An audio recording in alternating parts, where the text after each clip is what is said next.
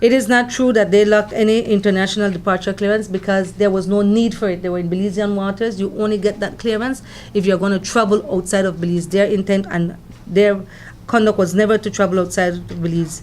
It is not true that there was a safety issue with their passengers because in the first point they said there was a safety issue, at which time the soldiers became concerned and felt that they had to intervene.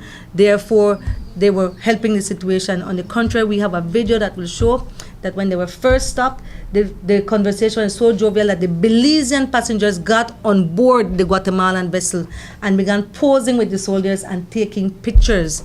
If there was any danger, that would not have happened. If there was any violation, that would have not happened. The soldiers would have acted strictly as though they're in authority dealing with an infraction.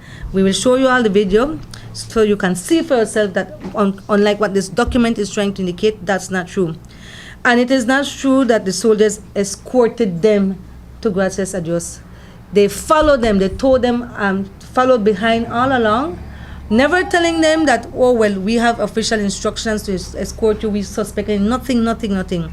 And it is not true that he can say based on the document that the latitude and longitude given are true, because at no point did they say, well, you're in a violation, here's a GPS, we are verifying your coordinates, but yet they make him sign a document which he cannot verify the coordinates.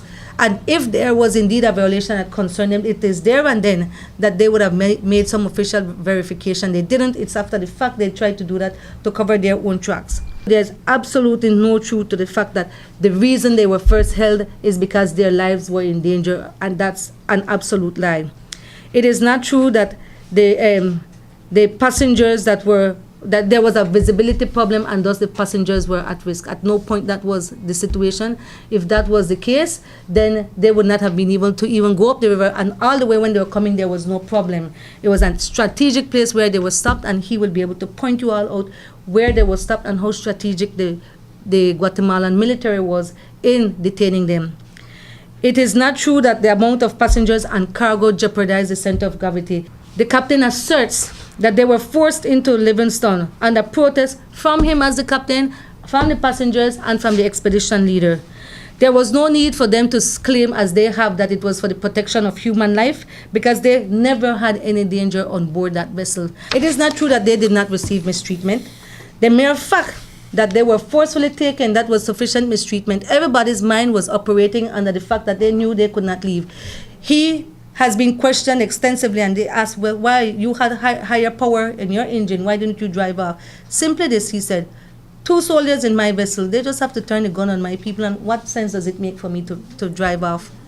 It didn't make sense. And flanked by 2 vessels with fully armed people, about 7 or 8 in each vessel, fully armed. What makes sense does it make for me to drive off into our waters, even though I know that's where I'm supposed to be? So that mistreatment may not have been physical, but it's the mere oppression of the mind and the fact that your freedom has been curtailed. All of this occurred before Belize's ambassador to Guatemala arrived, who had already spoken to certain authorities, and they promised him there'd be no signing of documents. That is something he told Mr. Memo himself and me when we met at the debriefing. So we knew that there were lines of communication.